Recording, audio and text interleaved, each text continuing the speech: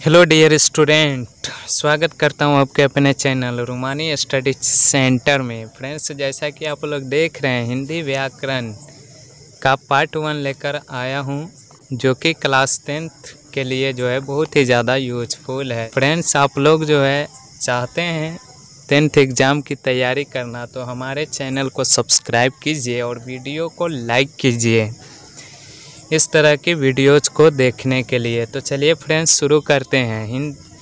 यहाँ पे देख रहे हैं लिखा हुआ है हिंदी व्याकरण for class 10th exam. 10th exam के लिए जो है यह व्याकरण बहुत ही ज़्यादा यूजफुल है।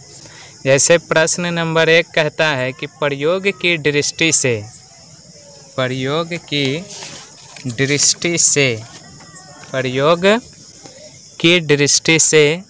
शब्द के भेद बतलाइए।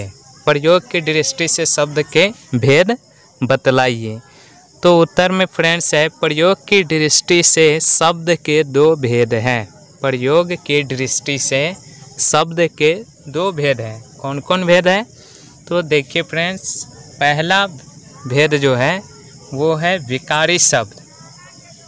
पहला है विकारी शब्द और दूसरा है अविकारी शब्द। एग्जाम में पूछे कि प्रयोग की दृष्टि से शब्द के कितने भेद होते हैं, तो 2 भेद होते हैं। कौन कौन होता है? तो विकारी शब्द होता है और एक होता है अविकारी शब्द। एक क्या होता है? अविकारी शब्द। चलिए, अब विकारी शब्द किसे कहते हैं और अविकारी शब्द किसे कहते हैं उसे भी देख लेते हैं। तो चलिए फ्रेंड्स, देखते हैं। विकारी शब्द वैसा शब्द जिसका रूप बदला जाता है। वैसा शब्द जिसका रूप बदला जाता है उसे विकारी शब्द कहा जाता है। जैसे उदाहरण में लड़का लड़की। देखिए, लड़का से लड़की हो गया, शब्द तो एक ही लग रहा है, लेकिन इसको जो है क्या किया गया, एक रूप से दूसरे रूप में बदल दिया गया। इसमें भी ल है, इसमें भी ल है, इसमें र है, इसमें भी र है, इसमें क है तो क है, लेकिन इसमें यहाँ पे जो है आकार है, यहाँ पे क्या है, दीर्घिकार है। तो आकार और दीर्घिकार के फर्क से ही क्या हो गया, शब्द का रूप बदल गया। लड़का जो है पुल्लिंग शब्द हो गया और लड़की क्या हो गया, स्त्रीलिंग शब्द हो गया। तो इसे ही कहा जाता है विकारी शब्द। जैसे आती, आता, यहाँ पे गलत हो गया, आता डायरेक्ट आता होगा और आती। आता पुल्लिंग में था, लेकिन उसी शब्द में दीर्घिकार लगाने से आती हो गया क्या, स्त्रीलिंग हो गया। इसी तरह से जो है गया, गई आदि। तो विकारी शब्द समझ में आ गया। वैसा शब्द जिसका रूप बदला जाता है उसे विकारी शब्द कहा जाता है। चलिए, अब अविकारी शब्द देख लेते हैं। अविकारी शब्द किसे कहते हैं? अविकारी शब्द क्या होता है? तो देखिए फ्रेंड्स, अविकारी शब्द वैसा शब्द जिसका रूप बदला नहीं जाता है। वैसा शब्द जिसका रूप बदला नहीं जाता है, यानी पुल्लिंग से स्त्रीलिंग नहीं होगा, रूप नहीं चेंज होगा, तो वैसे शब्द को अविकारी शब्द कहा जाता है। वैसा शब्द जिसका रूप बदला नहीं जाता है उसे अविकारी शब्द कहा जाता है। जैसे धीरे धीरे, धीरे धीरे, इसका रूप हम नहीं बदल सकते हैं। ऐसे कर सकते हैं कि धीरे धीरी, नहीं होगा, धीरे धीरी नहीं हम कर सकते हैं, ठीक है। तो ये शब्द जो है धीरे, इस देखिए धीरे है, लेकिन इसमें हम आकार बदल कर, दीर्घिकार लगाकर, हिर्सीकार लगाकर, कुछ भी लगाकर हम इसके रूप को नहीं बदल सकते, पुल्लिंग से स्त्रीलिंग नहीं कर सकते, ठीक है। जैसे वाह, तो वाह अगर कोई लड़की अच्छा काम करता है फिर भी हम वाह कहते हैं, कोई लड़का अच्छा काम करता है तो उसे भी हम कहते हैं वाह, कितना अच्छा काम किया। ऐसे तो नहीं कहते हैं कि लड़का अच्छा किया तो वाह और लड़की अच्छा की तो हम कहेंगे कि वाह ही।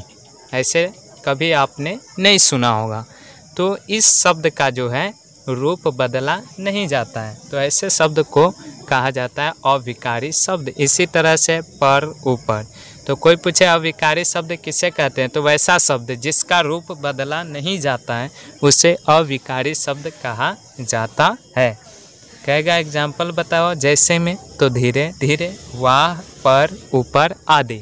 ठीक है, चलिए फ्रेंड्स अगला क्वेश्चन हम लोग लेते हैं। अगला क्वेश्चन क्या है, क्वेश्चन नंबर 2 शुरू हुआ। क्वेश्चन नंबर 2 ये सब एग्जाम में पूछा जाता है। क्वेश्चन नंबर 2 है, बनावट की दृष्टि से शब्द के भेद बतलाइए। यहाँ पे बनावट की दृष्टि से शब्द के भेद बतलाइए। ठीक है, तो चलिए फ्रेंड्स देख लेते हैं बनावट की दृष्टि से शब्द के कितने भेद हैं। तो देखिए यहाँ पे बनावट की दृष्टि से शब्द के 3 भेद हैं। बनावट की दृष्टि से शब्द के 3 भेद है। बनावट की दृष्टि से शब्द के कितने भेद होते हैं, 3 भेद होते हैं। कौन कौन होता है, तो देखिए फर्स्ट है रूढ़ि। रूढ़ि फर्स्ट क्या है, रूढ़ि। और सेकंड क्या है, यौगिक। और थर्ड क्या है, योग रूढ़ि। बनावट की दृष्टि से शब्द के 3 भेद हैं, रूढ़ि, यौगिक, योग रूढ़ि।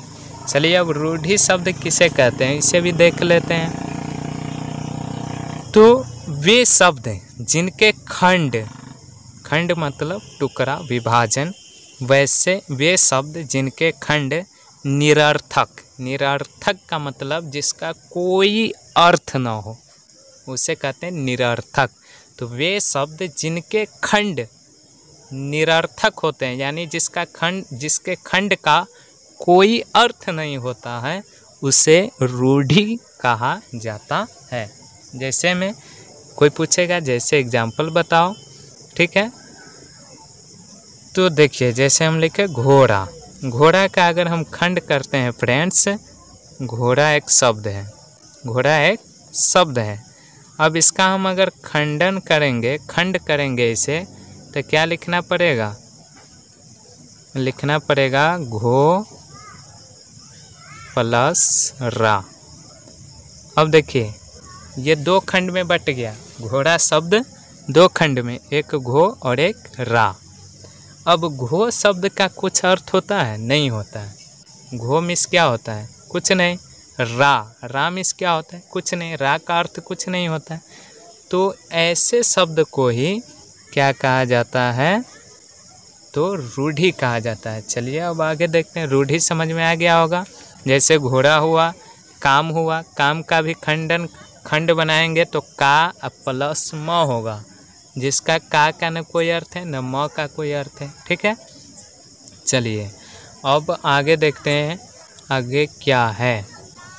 तो फ्रेंड्स आगे है यौगिक। यौगिक किसे कहते हैं, तो वे शब्द जिनके खंड सार्थक होते हैं। उसका उल्टा, वे शब्द जिसका खंड जो है सार्थक हो, यानी उस खंड का कोई न कोई अर्थ हो, दोनों खंड का